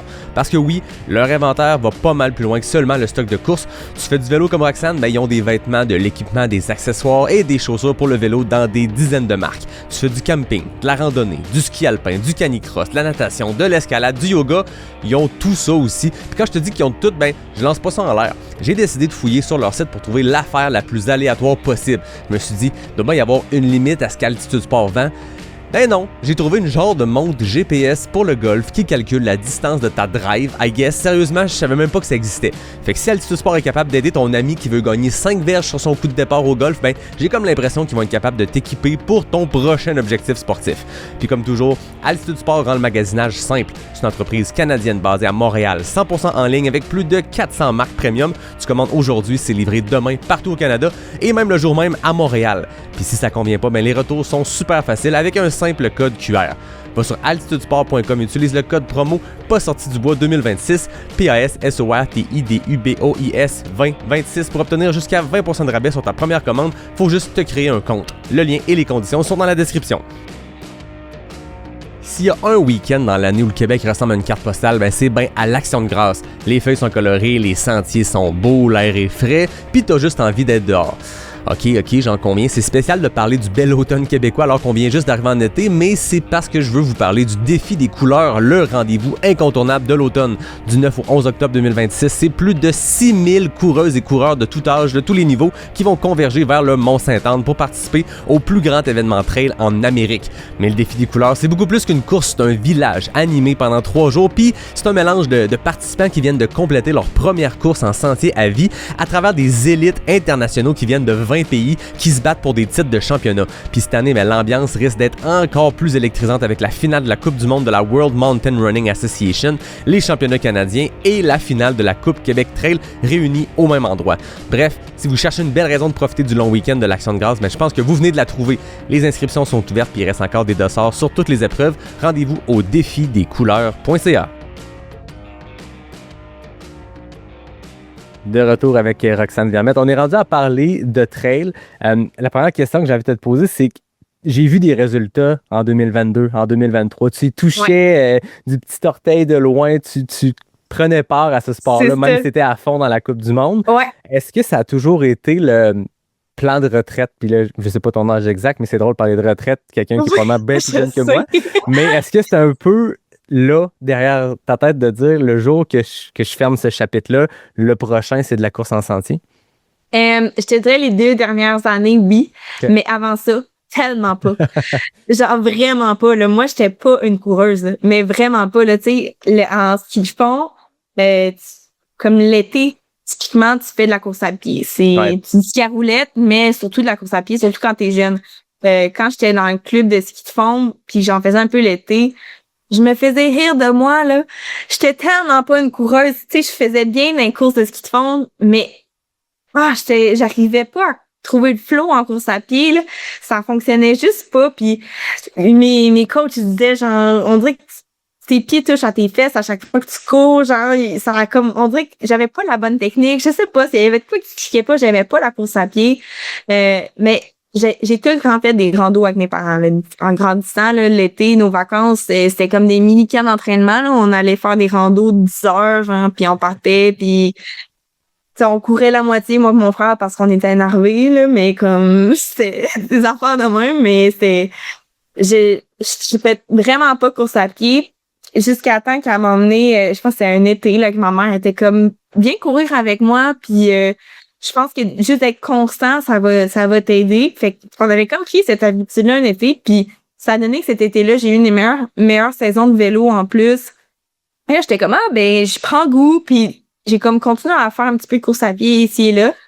Puis je pense que c'est un automne, à un moment donné, notre saison finissait comme plus tôt de vélo. Fait qu'il restait comme, tu sais, j'avais fini genre en mois de septembre, fait qu'il restait encore des super belles journées pour aller s'entraîner. Puis tu sais, habituellement, après ma saison de vélo, j'ai comme un mois off environ. Fait que j'en avais comme profité pour courir puis faire des longues courses, tu sais, des 3 heures, tout ça. Puis j'avais trippé. Puis j'ai compris que moi, courir un 5-10 kilos, j'aimais ça, mais sans plus, ce que j'aimais, c'était longtemps dans le bois. Puis, tu sais, pas penser à pace, rien, juste comme partir, puis comme je reviens quand je reviens. Ouais. Puis, ça, j'ai vraiment pris goût. Fait que dès que j'avais plus de temps l'été, que j'étais plus au Mont-Saint-Anne, que j'avais comme du volume à faire, là, j'ai commencé à faire plus de course à pied. Puis je voyais l'été au Mont-Saint-Anne, il y avait tout le temps des événements de course à pied. Puis j'étais comme, ça a l'air le fun. Je trouve que justement l'ambiance est belle, la communauté elle en nice. Fait que ça me sciait de plus en plus. Puis là, en niche, j'avais fait j'avais couru le max 10 fois dans mon été là, à cause des courses de vélo. Puis là, j'étais comme, je vais faire le défi des clocks. On va faire le 42. Puis j'en ai fait, puis j'ai trippé. Fait que là, j'étais comme, il va falloir que j'en refasse, mais là, ça tombe pas tant. Puis là, à chaque fois que j'avais du temps, c'était tout le temps à la fin de l'été, tu sais, mois d'octobre, que ça matchait plus. Puis là, je pense qu'il restait comme juste le trait du Grand-Duc qui était dispo à ce moment-là. Fait que j'étais comme, il m'a faire ça. Mais encore là, je pense que j'avais couru 7 fois avant, dans mon été, de le faire. Fait que là, je l'ai fait, mais tu sais, je veux dire, ça a bien été, mais sans plus, tu sais, je m'étais pas entraînée pour ça. J'étais entraînée. Quelle distance que t'as fait au Grand-Duc? J'avais fait les 50. OK, quand même. Bon, c'est pas recommandé à la maison après cet entraînement, mais en même temps, il y avait cette course, mais combien d'entraînements, combien d'heures, le volume était là. C'est ça, il faut pas négliger que j'avais quand même du volume d'entraînement. J'arrivais pas avec rien du tout. Ça reste que la biomécanique, mettons que c'était moins intelligent, là, on va se le dire. Là. Heureusement, je me suis pas blessée, là, mais c'était, mettons, à pas refaire. Mettons, j'ai appris de mes erreurs. Puis c'est ça, fait que puis ça. Après ça, les autres années, j'ai juste vraiment fait par moi-même des longues courses. J'ai comme moins matché dans mon horaire. C'était tout le temps assez complexe de trouver du temps pour ça. Mais QMT, ça fait des années que j'ai envie de le faire. Puis à chaque fois, c'est comme en juillet. Puis comme c'est le gros pic de ma saison. J'ai les Championnats canadiens qui arrivent. Ça matchait 0. Là. Fait que cette année. Cette année. Comment tu as Ouais. bâti cette saison-là quand tu t'es dit, OK, cette année 2026, je me lance là-dedans? Ben, avant même de parler comment tu bâtis la saison, est-ce que tu t'es pris un coach? Ouais, ben dans le fond, moi ça faisait environ 2-3 ans que je travaillais avec un entraîneur pour le vélo, fait que son prêt. On travaillait ensemble, puis bon, évidemment, c'était une discussion qu'on avait eue pendant longtemps de est-ce que j'arrête ou j'arrête pas.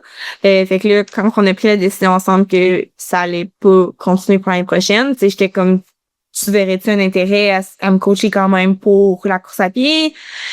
Puis là, tu sais, lui, c'est moins sa spécialité, évidemment. Puis c'est quand même, tu sais, c'est quand même spécifique, là, l'entraînement pour la course à pied. Mais heureusement, en fait, moi, ça faisait à peu près 15 ans en le sachant et en le sachant pas, que je travaillais avec Charles Castonguay. OK. Dans le fond, tout mon secondaire, je faisais son plan de muscu. C'était à travers mon ski-études. Puis après ça, quand je faisais plus sa muscu, ben là, c'était lui qui faisait toute ma préparation physique. Puis il regardait aussi avec Félix ma préparation annuelle. Fait que je travaillais beaucoup avec Charles là, pendant les dernières années. Donc là, ben Phil était comme, ben parle à Charles. Charles, il fait quand même bien ça. Oui, c'est ça. Autant comme athlète que comme coach et comme préparateur physique, il a comme un bon background. Ouais. Fait que ben moi j'ai texté Charles, puis j'étais comme ben on peut-tu parler parce que j'aurais une idée puis je veux voir si c'était du temps. Fait que c'est ça, j'ai appelé Charles puis on s'est parlé puis tu sais j'étais comme c'est un projet qui te tente, est-ce que tu as le temps pour ça? Puis c'est ça a comme ça a continué comme ça, là, il était partant. Fait que là, ben, c'est lui qui fait mon plan d'entraînement. Mais tu sais, c'est pas avec la même comme rigidité peut-être que je l'ai fait dans les dernières années ou le même sérieux. Là, tu sais, c'est pas avec Félix, c'était au day-to-day. Ouais. Qui on s'adapte, on fait ça. C'était beaucoup plus engageant, mais tu sais, je le faisais à un autre niveau aussi. Tu sais, ça reste que je suis très sérieuse dans ma préparation de course à pied, puis avec mon expérience, ça va bien, mais c'est pas le même engagement peut-être là, mais c'est ça va super bien là. Puis revenons à ma première question que j'ai moi-même coupée, mais la préparation de la saison, tu disais que tu avais fait le 42 défi des couleurs, 50 au Grand-Duc. C'était quoi le range de distance que tu visais? Écoute, je savais comme pas. C'est ça que moi, dans mes plus grandes ambitions, moi, j'étais comme moi, je vais faire genre des 100 kilos, des trucs. Non, moi, j'avais envie de faire des trucs plus longs, pis tu sais, mais je savais aussi que je pouvais pas arriver nulle part pour aller faire un 100 kilos. Fait qu'avec Charles, on a comme établi que 50, ça allait être à peu près le sweet spot pour cette année. Puis on verra éventuellement. Tu sais, je sais même pas si ça me tente vraiment de faire plus long. Tu sais, j'avais déjà fait un 50. Fait qu'on dirait qu'au début, j'étais comme, ben j'aimerais ça faire un petit peu plus long. Mais d'un côté, je m'étais pas entraînée bien pour le 50. Fait que, tu sais, là, j'avais envie de me tester vraiment plus là-dessus. Fait que c'est comme ça qu'on a établi que, tu sais, 50 avec mon volume de vélo, c'était une belle distance quand même que j'étais capable d'aller chercher, je pense, une bonne performance. Fait que là, en faisant le 30 kilos de la clinique, ben c'était comme une préparation là pour aller vers un petit peu plus long. Fait que ça, c'est en parlant avec Charles là, qu'on a comme établi que ça allait être de ces courses-là à peu près, là. Fait que trail la clinique, QMT 50, est-ce que tu as autre chose déjà de prévu au calendrier? Ben là, écoute, le challenge de préparer sa saison comme au milieu de l'hiver, c'est qu'il n'y a plus moi sur le dispo. Comme je savais pas trop c'est quoi que j'allais faire. Fait que je vais faire le Grandstone 50 qui est en Virginie. Ça, c'est comme pas mal ça pour les courses à moi. Ceci, je vais aussi pacer mon parrain, mon oncle au 170 des Chic Choc.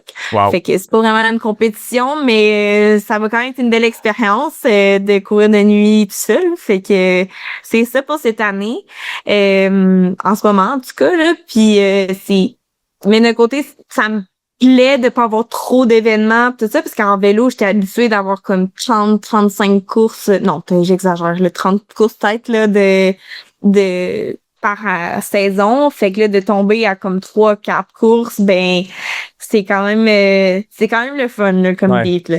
Ben, je suppose qu'après autant d'années, justement, avoir un horaire l'été qui est cordé avec les courses, une trentaine d'événements, comme tu dis, entre elles, même si tu faisais du très, très court, du sub-ultra, Rémi Leroux et ces gens-là qui font ces courtes distances-là font pas 30 événements dans une année. Fait que Ben non, ça doit être c'est le fun d'avoir de l'air entre les événements Oui. puis le temps de récupérer parce que je suppose que pour en faire 30 dans une année, la récupération est plus courte que de récupérer d'un 50 QMT. Oui, c'est sûr. La récupération est plus courte. Tu sais, c'est des semaines de 2-3 courses.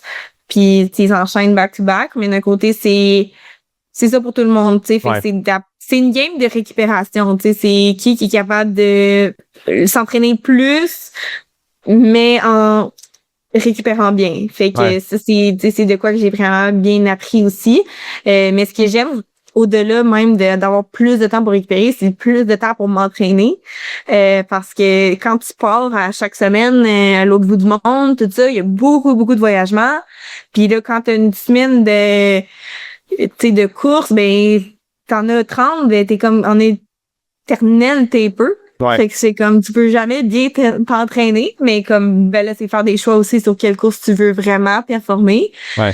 Pour pas être justement dans cette position-là, mais c'est le fun d'avoir ce luxe-là d'être comme hey, je peux faire un vrai gros bloc de volume, je peux vraiment aller faire des gros intervalles parce que ma prochaine course c'est dans 1 mois et demi. Là. Fait que tu sais, c'est fun d'avoir ça puis d'avoir plus de temps aussi pour être à la maison puis là, m'investir dans mes études, dans ma job, tu sais, de vivre d'autres choses aussi parce que quand t'es tout le temps parti, c'est dur justement d'être à fond dans tout le reste là.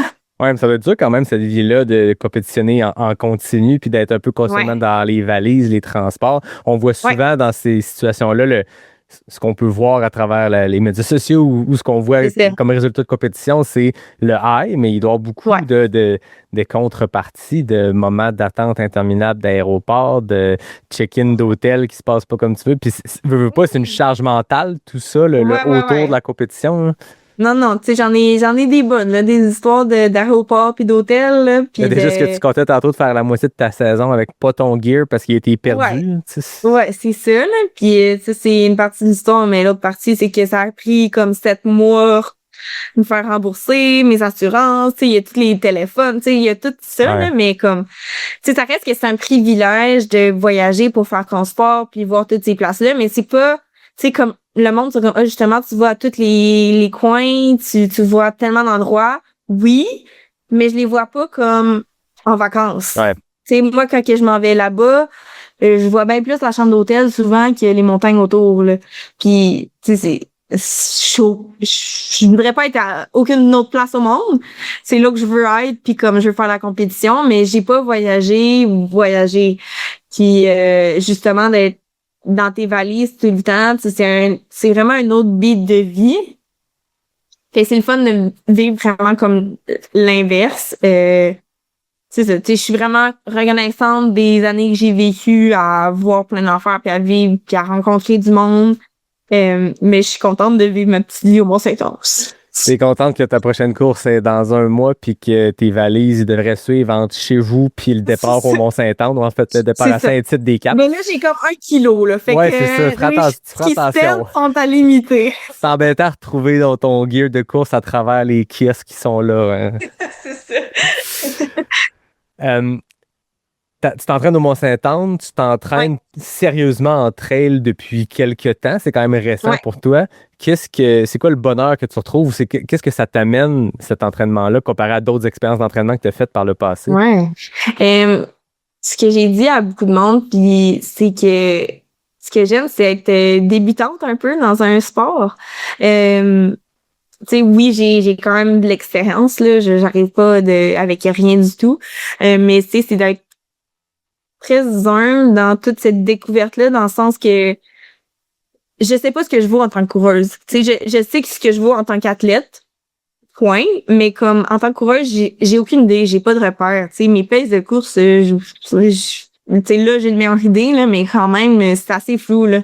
J'ai pas de... Tu sais, c'est fait que j'apprends vraiment beaucoup, puis c'est le fun de voir le progrès, parce qu'à un certain niveau en vélo, oui, tu sais, je progressais tout le temps, mais c'était des petits détails. C'était vraiment du fine-tuning. Puis là, c'est vraiment plus exponentiel en course à pied. Tu sais, je courais c'est peut-être quelques fois semaine, mais là, de courir quasiment tous les jours, de façon constante pendant plusieurs mois, tu sais, la progression est énorme, là. Fait que c'est vraiment satisfaisant d'avoir ça. Puis c'est quelque chose que j'avais pas eu avant. Puis je prends énormément de plaisir à faire des intervalles en course à pied. Tu sais, en vélo, ça faisait quand même longtemps que j'en faisais. Fait que j'avais encore du plaisir, mais c'était pas mal tout le temps les mêmes types d'intervalles. Tu sais, je connaissais les patterns. J'étais comme, OK, bon, ben là, j'ai 2 semaines de volume. Après ça, je fais une semaine d'intensité. Puis après ça, j'ai un taper. Puis là, c'était comme tout le temps le même méso. Puis à peu près les mêmes intervalles. Tu sais, j'étais comme, OK, ben je fais 5 fois 8 minutes tempo. Puis c'est comme, je le savais c'était quoi le training. Puis comment j'allais me sentir après. Puis tu sais, excuse-moi. J'y prenais vraiment plaisir. Mais là, de vivre différents segments d'intervalle, différentes choses, découvrir les sentiers autrement. J'ai vraiment de fun à faire ça. Ouais, puis tu dois découvrir des nouveaux secteurs de ta montagne que tu connais bien, parce que le trail, tu peux parler des sentiers de vélo que tu connais probablement comme le fond de ta poche. Fait il doit y avoir ce côté-là de découverte qui s'ajoute aussi, qui est le fun. Quand tu fais le même sport depuis tant d'années, tes repères sont pas mal là. Là, c'est que du nouveau, là. Ouais, c'est ça. Mais tu sais, ça reste que le Mont-Saint-Ange, j'avais quand même couru pas mal, mais tu sais, juste je sais pas, de prendre le temps de faire d'autres choses différemment, tu sais, mes semaines d'entraînement, ils sont pas comme avant, puis de vivre la fatigue autrement aussi. C'est vraiment plein de petites nouveautés.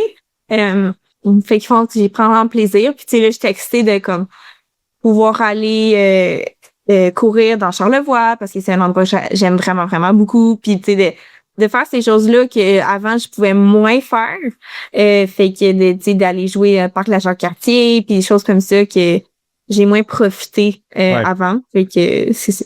C'est quoi ta pente de prédilection, Mont-Saint-Anne, pour la course, là, pour monter? Ben celle que j'ai faite le plus souvent, c'est définitivement les Pionniers. Ouais. Genre beaucoup trop souvent. Genre 6 fois semaine, là, c'était trop. Mais ma préférée, ça doit être l'escarpé. OK. C'est vraiment, mais la crête aussi est up there, là. Ça, c'est la une crête, discussion si tu veux une vue, là. D'habitude du Mont-Saint-Anne. Dès que je rencontre quelqu'un dans la vie qui s'entraîne au Mont-Saint-Anne, je l'ai tellement fait de plein de façons, de tout bord, tout côté, de c'est quoi ton spot préféré? Puis la réponse change tout le temps, mais ben, c'est difficile. Il y a plein de souffrances puis de beauté dans tout ça. Ben, c'est ça, tu sais, ça dépend pourquoi je le fais. Tu sais, si je veux faire un coucher du soleil ou un lever du soleil, la crête, absolument. Ouais. Mais si c'est milieu de journée, l'escarpé, c'est mon go-to. Oui, puis ça ressemble plus à de la... Je veux pas dire de la vraie trail, il n'y a pas de fausse trail, mais tu sais, dans nos événements trail, à part ceux qui se passent sur un centre de ski comme Bromont ou autre, mais dans une course comme on va vivre habituellement, ben ça ressemble plus à l'escarpé puis le Pionnier que la Pichard. Mais quelqu'un qui s'entraîne pour le Bromont Ultra, c'est comme go crête Pichard, on continue. Là. Mais si tu me demandes comme quelle piste j'aime descendre, la Pichard, c'est du bonbon, là. Tu parlais de Charles tantôt, je me rappelle 2 semaines avant notre Bromont Ultra 160, il y a plusieurs années, on est allés s'entraîner là ensemble. Puis c'est Charles. On s'entraîne ensemble, mais on n'est pas à la même vitesse, Charles et moi. Puis Charles, dans la Pichard, pogne genre du 2,30, des pics à 2,30 du kilo. C'est fou, c'est impressionnant. Je peux te confirmer que je ne descends pas aussi vite. Je sais pas si c'est recommandé par les médecins ou même par Charles lui-même, tu sais. Tout un jour, là, mais là, en ce moment, c'est vraiment loin de là. Oui, c'est ça. Non, mais c'est quelque chose de Pichard. Ça rentre dans les cuisses quand même un peu. Ouais, là, c'est ça qu'elle fait. Après, là, quand t'es descendu, t'es comme, OK. Juste quand tu reprends les zones un peu moins, il y a comme l'espèce de pitch dans le tournant qui est hyper... Juste quand tu retombes dans quelque chose qu'il faut que tu fasses un effort pour courir, là, tu sais, que tes muscles recommencent à être activés, t'es comme, ouf. J'aurais pas dû aller aussi fort. J'ai mal aux genoux, là, faut que je parte. Exact. C'est là que c'est payant. C'est là que c'est payant. Ouais. J'ai voulu qu'on parle de peinture parce que ça fait partie de toi. C'est un des multiples chapeaux dont on parlait tantôt. Tu l'as dit, tu l'as mentionné rapidement tantôt, ça doit clasher avec cette vie-là autour du monde, de compétition, de rencontres, de vitesse un peu partout, d'être un peu partout et nulle part en même temps. Là, ça doit être quelque chose qui te grande, c'est ce que tu disais tantôt. Ouais, ben écoute, c'est vraiment quelque chose que j'aime vraiment beaucoup joindre la créativité dans ma vie puis de jumeler ça à un peu tout ce que je fais, tu sais que sais, le monde qui me connaît savent que je prends 10 000 photos dans la vie, là. Fait comme, quand on va en voyage, en sortie, whatever, je suis tout le temps en train de prendre des photos, puis je prends vraiment plaisir, justement, après une sortie, de dessiner, d'écrire, puis d'être créative, point. Fait que, quand j'étais plus jeune, écoute, je cherchais un peu une idée de comment financer ma saison, puis tout ça, puis j'ai tout le temps joué un peu avec l'art, justement, le dessin, la peinture, puis ça a donné que cet été-là, ma tante était déménagée à Kuujjuaq, puis elle donnait des cours de peinture dans sa région, puis en partant à Kuujjuaq, elle m'a tout donné son stock de peinture. Fait vraiment le rêve d'une petite fille créative, là. Alors, j'avais comme un magasin d'art chez nous, là, tout d'un coup, là. Fait que là, je me suis mis à expérimenter. Puis tranquillement, ben j'ai trouvé mon style. Puis là, j'étais comme bon ben je vais les mettre en vente, là. Tu sais, fait que j'avais eu une opportunité comme d'aller à un événement à Mont-Saint-Anne, puis d'afficher mes toiles. Puis tu sais, tranquillement, ben le monde se parle, puis ben j'ai trouvé des petites opportunités ici et là, puis ça a comme grossi de même, évolué de même, puis c'était vraiment de quoi que je trouvais plaisant de m'entraîner, puis après ça de me retrouver par moi-même, puis de m'asseoir devant un tableau, puis de comme bon ben ok comment que je peux lui donner vie. Fait que ça m'amenait vraiment une satisfaction quand le tableau était réalisé, puis de voir comme toutes les couleurs, ça. Puis tu sais, souvent ce que j'aime beaucoup peindre, pour ceux qui savent pas, c'est vraiment le mouvement. Fait que souvent beaucoup des sports, là, fait que la course à pied, le vélo, le ski. Fait que comme de vraiment joindre mes deux passions, comme qui est l'art et le sport, ben c'était comme un beau match, là. Ouais. C'est un style vraiment distinctif. On le voit, on le remarque quand c'est une toile. Tu sais, c'est des couleurs punchées. Je veux dire, c'est dur à t'écrire. Peut-être que tu peux l'expliquer aux gens, mais non, mais tu on peut leur dire d'aller tu voir. bien. C'est pas les couleurs des choses. Voir, en fond, ma page Facebook, Roxane Vermette. Voilà, exact. Non, mais c'est ça, c'est punché de couleurs. Puis c'est ce que tu connais, c'est le sport, c'est ce que tu pratiques. Ouais, c'est ça. Puis, tu sais, moi, je suis assez perfectionniste dans la vie, là, puis je pense que c'est beaucoup d'athlètes peuvent se retrouver là-dedans, là, tu sais, assez bon ben j'ai un plan puis il faut que je l'exécute comme ça, puis quand on regarde mon style de peinture, c'est vraiment à l'opposé. C'est assez éclaté, puis décousu, puis c'est ça que j'aime aussi, c'est de pas être trop minutieuse, puis de me laisser aller. Puis tu sais, au début, quand que je faisais de l'art, c'était comme de l'hyper réalisme, puis c'était comme je faisais un portrait, puis il fallait que ça soit exactement comme l'image que j'avais à côté, puis mais j'ai réalisé que moi, ce qui me faisait du bien quand que je créais, c'était de me laisser aller un peu là-dedans, puis de pas trop réfléchir au coup de pinceau. Fait que tu sais, à jouer avec ça, puis c'est vraiment là que je me suis mis à m'amuser là en peignant, là. Je vais te poser une question hyper philosophique pour laquelle il n'y a probablement pas de réponse, mais j'y vais pareil, puis ça me dérange pas. Qu'est-ce qui te nourrit le plus? Est-ce que c'est plus l'art qui nourrit ta pratique du sport ou c'est le sport qui nourrit le plus ta pratique de l'art? Définitivement le sport. Le sport qui nourrit le plus l'art? Ouais. Définitivement le sport, parce que je pense que j'aurais de la misère à... C'est vraiment intense de dire ça, là, mais de vivre sans le sport, là, c'est vraiment ça qui me ground le plus. C'est dès que je me sens moins bien ou super bien, tu sais, ma première intuition, c'est d'aller jouer dehors, tu sais, c'est d'aller faire ça. Puis c'est justement quand que c'est les moments où je faisais des longues sorties, des longues randos, que là, je devenais plus créative. Mm-hmm. C'est ces moments-là que je me retrouve plus par moi-même, dans ma tête, puis comme que j'ai des idées, puis que je suis loin de mon téléphone, que je me mets vraiment plus à réfléchir. Qu'est-ce que j'ai envie de faire? Qu'est-ce qui m'appelle? Je regarde les couleurs autour de moi, tu sais, c'est aussi simple que ça, là, tu sais, d'être sur le top d'une montagne, puis genre, de voir un arbre, puis je suis comme, oh, j'aime cette couleur, là. Tu sais, j'ai l'air un peu crazy, là, mais... Ben non, mais en même temps, ça doit te nourrir, justement, de cette façon-là. Ben, c'est ça, tu sais, puis je pense que c'est vraiment ça. Là, évidemment, tu sais, ça fait un peu un cercle, là, tu sais, veux pas quand que je vois tout le temps des images de sport en peignant, ben là, ça me craint pour aller me sortir le lendemain puis aller faire du sport, là. Fait que, tu sais, ça, c'est un peu une roue. Mais je dirais que c'est surtout le sport qui est plus fondamental pour moi. Mettons une journée, tu disais, t'as tendance à pacter tes journées, mais mettons qu'une journée, Ouais. t'as rien puis tu peux choisir. Qu'est-ce que tu préfères faire dans l'ordre? Est-ce que c'est de commencer relax avec la peinture puis d'aller faire du sport ou le contraire? Au contraire. Ouais. Moi, je me lève puis tu sais, je suis quand même lève tôt dans la vie, là. Je me fais que ça gosse un peu mes amis parce que je fais tout le temps m'entraîner très tôt, là. Mais ça, je m'entraîne puis après ça, je vais peindre ou je vais étudier ou c'est là que on dirait que j'ai besoin de me libérer un peu la tête, puis après ça, là, je peux m'asseoir puis comme pas trop réfléchir, parce qu'on dirait sinon, je vais m'asseoir, mais je vais tout le temps être dans l'urgence de « OK, il faut que j'aille m'entraîner, faut que je fasse ça ». Alors que quand mon entraînement est fait, je suis comme en paix, puis je suis comme bon, mais là, j'ai tout le temps du monde pour faire le reste, puis ça me donne beaucoup plus de légèreté de pouvoir m'asseoir dans mon tableau sans limite de temps, parce que, tu sais, si j'ai juste 1 heure, puis là, faut que je peigne, puis faut que je sois tu sais, ça fonctionnera pas. Ouais, c'est Il y a ça. rien qui va sortir, là. Ouais, je sais pas si ça te fait ça, mais tu sais, moi, quand je fais mon sport le plus tôt possible ou avant de faire des activités plus cérébrales, que ce soit le travail ou peu importe, je suis bien plus groundé puis concentré. Ben, c'est ça. Une fois qu'on dirait que l'énergie est partie, parce que sinon, ma blonde n'a rien de moi, là, je veux dire, j'ai la jambe qui shake, puis je lance des crayons, puis tu sais, il y a comme un trop plein d'énergie qui nuit clairement à mon travail ou toute activité de concentration, là.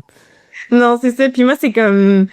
C'est ma partie préférée de la journée, aller m'entraîner. Là, puis on dirait que souvent, dans ma tête, ce que je dis, c'est comme la partie de la journée la plus tough est faite. Là. Genre, on dirait que mon entraînement est fait, ma journée est réglée, puis après ça, c'est juste du bonus. Là. Fait que ça...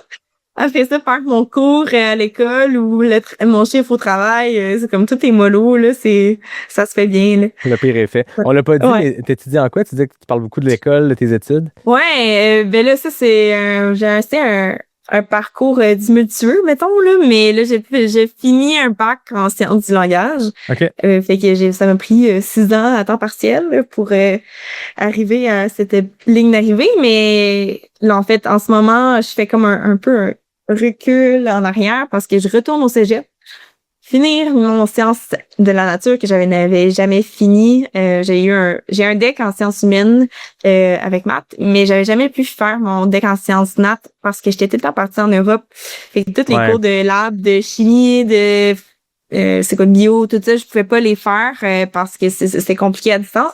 Puis à ce moment-là, je faisais mon cégep à distance. Donc je retourne pour faire cet été, là, en ce moment, pour finir les 4 cours qui me manquent. Et puis, j'aimerais ça appliquer en nutrition. Fait que c'est comme faire un autre bac. Fait que j'ai fini les études pour en continuer. C'est que j'ai encore un long parcours devant moi. Je comprends. Ben, c'est super intéressant. C'est beau ce côté-là très multifacette, multipassion. Je pense que tout le monde est très multifacette, on a plein d'activités, mais je me sens passionné de toutes ces affaires-là. C'est beau. C'est vraiment quelque chose qui me définit beaucoup. Je suis très passionnée dans la vie. Quand je fais quelque chose, j'aime vraiment ça. Par exemple, c'est ça. J'aime tellement tout que c'est un autre défi de justement comme j'étais passionnée de linguistique, de langue, tout ça, puis finalement je suis comme je sais pas si c'est ça que je veux faire. Fait que là je retourne, mais je pense que la nutrition c'est quand même quelque chose qui me correspond énormément. Là, je suis fan de bouffe là. C'est comme un sujet que je ne peux tout le temps parler. Fait que c'est sûr que je pense que c'est ça qui m'habite plus au fond, mais vraiment passionné, c'est définitivement un des premiers termes que je dis quand que je me décris, là. C'est super intéressant. On va te suivre dans ta première saison de trail. C'était cool de jaser puis de découvrir tout ce background-là sur des sujets que ça prenait bien 280 épisodes pour qu'on en parle enfin, mais c'était super intéressant. En tout cas, moi, tu m'as appris plein de choses. Je suis sûr que les auditeurs et auditrices sont habitués à ce qu'on jase de trail. Puis là, tu suis 2 épisodes de geekage, de fin détail de tel athlète obscur, est-ce qu'il va gagner la Western State. Ça a fait du bien d'aller complètement à l'opposé. On change le mot d'une semaine à l'autre. Ouais, c'est ça. Mais là, on dirait que je conclue, mais c'est pas terminé parce que on t'amène toujours avec les questions éclair NAC. Là, c'est là que le côté compétitif embarque. Je sors mon chrono. J'ai 10 questions à réponse simple, A ou B, à laquelle tu vas devoir répondre le plus rapidement possible. Je sors mon chrono. Je rappelle que le record à distance appartient à Sandra Lafontaine en 16 secondes.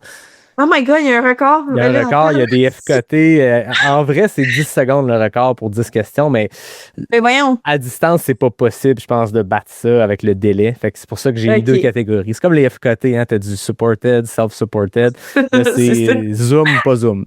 Fait que... puis moi, le but, c'est de vous piéger aussi, de mettre des choses en opposition qui sont difficiles à répondre. Fait que mon chrono est prêt. Est-ce que t'es prête? Je suis prête. Route ou trail? Trail. Hiver ou été? Été. Boîte ou racine? Racine. Café ou thé? Café. Bas court ou bas long? Long. Question NAC, golf ou purée? Golf. Des plus ou des moins? Des plus. S'entraîner ou compétitionner? S'entraîner. Peindre ou skier? Skier. Rouler ou courir?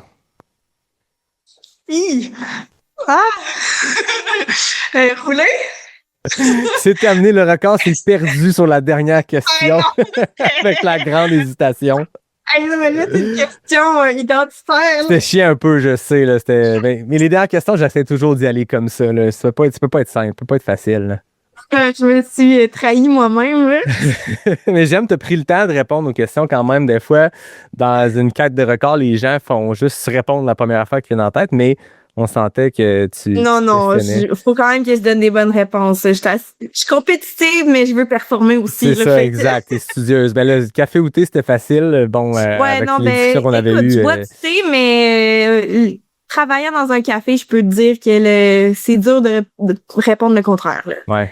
La question boîte ou racine, avec tes 2 courses de la saison, c'est bon parce que là, tu as vécu la boîte, puis là, tu t'en vas vivre les racines au QMT. Ben, c'est ça aussi, j'ai hésité parce que je suis très fan de boîte aussi, mais je t'avouerais que pour moi, l'idéal, c'est un combo des 2. Ouais, c'est ça. Ce que tu avais au trail de la clinique du coureur. Ben, exactement. Pour moi, c'était que du bonheur. Merci beaucoup, Roxane. C'était vraiment super intéressant comme discussion, comme jasette. Oui, merci à toi. Merci de m'avoir vu. On va surveiller ta première saison de trail, ce qui s'en vient pour toi. Puis on incite les gens à les suivre sur les médias sociaux, suivre ta page d'artiste, suivre ta page d'athlète. Puis moi, je termine comme d'habitude en remerciant les partenaires du podcast. Donc, merci à David Hébert pour le design graphique, Fred Desroches pour le thème musical, NAC qui est le partenaire principal, Noctem, Mox quand c'est plus festif comme breuvage. Mais là, j'aime tellement le café que je qualifierais ça aussi de festif. Puis je rappelle que le Café Charlevoix de Pas-Sorti-du-Bois est disponible partout. Est-ce que tu as terminé ton jus de canneberge? Non, même pas. Non, c'est ça, je t'ai fait trop parler. T'as pas eu de pause pour t'hydrater.